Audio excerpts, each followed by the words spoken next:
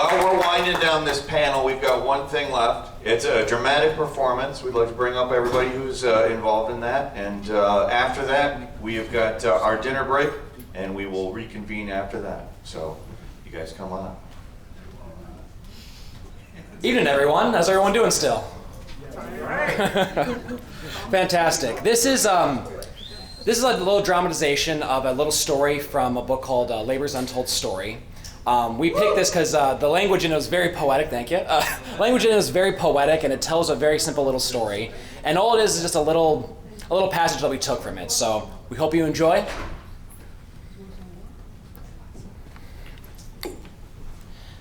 Men and women struggled alone at first, viewing their plight as personal, private disasters with a slow, dreadful panic rising up within them. Such was the position of Peter Grossip, a working-class man with a habit of comfortable silence. A skilled cabinet maker, he had worked for 26 years at the Tonti Customer Furniture Company in a Midwestern city of 300,000, until he was laid off on January 1st, 1930. He had always regarded himself and his life with quiet satisfaction. He liked what was his. He liked his on which he owed only $1,800 on the first mortgage. And he liked his wife and 2 children, both attending university. Those times after supper in his easy chair were the times he liked best. He never said much, but he'd rattle open the Daily Record and read. A lot of sense that paper made. A man got what he earned. You got more out of life than what you put into it. After such a thought, he'd spy his wife, Fanny, and her work-roughened fingers and turn them round so that he could see the plain band on her finger. He had given her that ring 23 years earlier. He liked that ring. And that's the way evenings had been before he had been fired on January 1st, 1930. 18 months later, in the summer of 1931, they weren't much like that. Mr. Grossip still sat in his easy chair, but he sat there all day now, turning things over in his mind, trying to see where he had made his mistake. Maybe if he had gone into electrical engineering, something with a future, things would not have gone this way. It hadn't been so bad at first. Sometimes he would leave the house all dressed up in his best, and then he'd walk fast with his back very straight, his face carefully held to bright alertness, trying to look as if he were hurrying to a business appointment. But he always ended up at the park. He had $312 in the First National Bank when he was laid off. If it hadn't been for payments on the mortgage, $58.50 a month, it would have lasted longer. He had hated to part with his watch and was always groping for it. It gave him an empty feeling, just like his vacant pocket when his hand reached in for what wasn't there.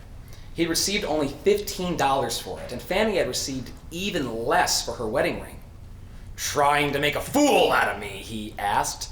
"Pawning your very own wedding ring? I suppose you'd wish you'd married somebody else." Seemed like he'd fly off the handle for just about anything nowadays.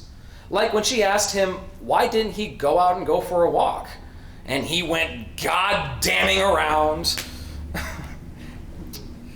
The man couldn't stay in his own house without being driven out. He could hear his wife stirring in the kitchen, making the small rustling noises of a mouse, as if she were afraid that any louder noise might irritate him. The house was very still now. No money, and the man of the house just sitting there doing nothing. For the last 6 months, notices had been coming from the bank about the lapsed mortgage payments. Any day now. Any day now. He couldn't let himself complete the thought.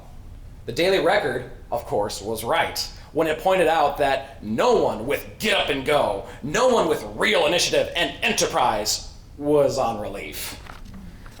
Going down to the county release office had been the worst. He had to stand in line with black workers and foreigners and people ragged enough to be bums. As a taxpayer and a solid citizen, he never believed in the dole. Sure, he was a union man, but the AFL didn't believe in it either. Well, he hadn't gone there until Fanny and him had been hungry. He had tried to explain to the social worker at the county relief office that his case was different. He wasn't a bum. And then when he got on his feet again, but he had just given him a tired smile, meant to be friendly, but seemingly mocking to Mr. Grossip before saying, "Next!" It was hard for 2 people to live on $12 a month. if he could only borrow some money for the mortgage.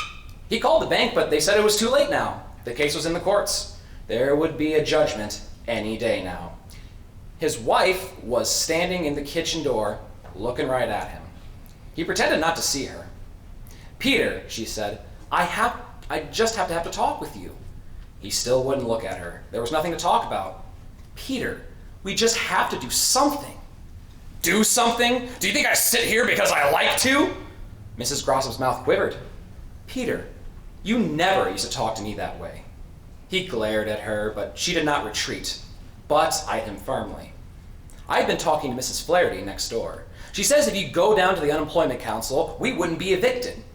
Mr. Grossip was honestly shocked. "Go down to that bunch of communists? I'd die first.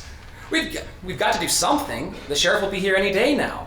In this excitement, Mr. Grossip rose up with a grand stance alone, saying, "The Daily Record, the Daily Record says that bunch is communistic.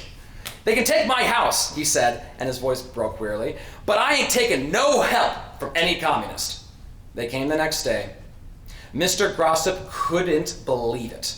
Even as they began taking down the beds, clumping through the house, moving the old sofa out into the street, he still couldn't believe it. He was being robbed, and he was all alone.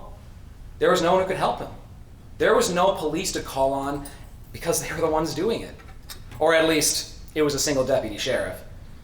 Mr. Grossip, like a troubled shadow, followed the deputy in and out, grabbing at furniture that he thought might fall or might be scratched. Out on the street, he stood bewildered, surrounded by the property which he had made his days. The deputy was speculatively examining some of Mrs. Grossip's best linen. Neighbors were standing around, but Mr. Grossip could not meet their sympathy or even know it was that. Coming to the door, tottering in the grasp of a single deputy who found it hard to grasp securely, was his easy chair. As Mr. Grossip ran to help, the deputy stumbled and the chair crashed down on the steps. "My God," Mr. Grossip cried, "you can't do that!" He was conscious of a neighbor plucking at his sleeve, trying to speak to him, but his outrage was so intense that he did not answer him. The deputy was standing on the porch, now looking at the group of men and women who had suddenly appeared. A young bearded man, apparently in charge, stood next to Mr. Grossip. "Good God," Mr. Grossip cried again, trying to fit right his chair and restore the big leather cushion. "You can't treat a man's property that way." He looked around, his face twitching. His neighbor pulled at him again and said, "We're from the unemployment council, and we want to help."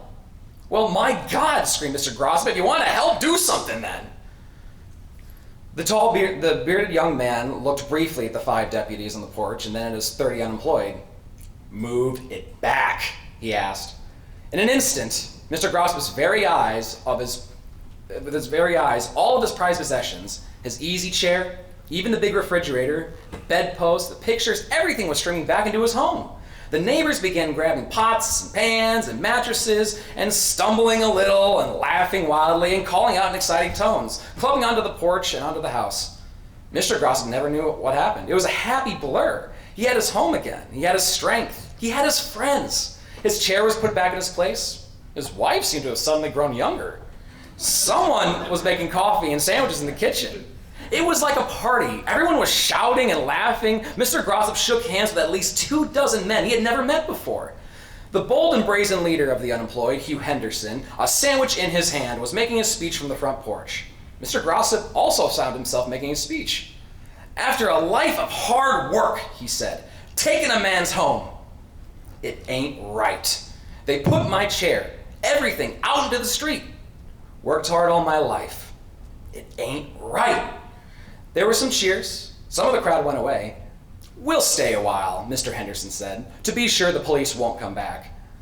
A great tension and awful loneliness was slowly sleeping away from Mr. Grossip's veins. He hadn't known how miserable he had been. A man couldn't do anything by himself. He hadn't known how many people had been going through the same thing he had. Something had happened to him. He felt as if he had broken from the prison of his baffled self. No longer did he sit in his home all day. Still, there were times on the picket line, or as he helped to move someone else's furniture back in, that he wondered at the tight little intern man that he had once been. And It hadn't been much fun.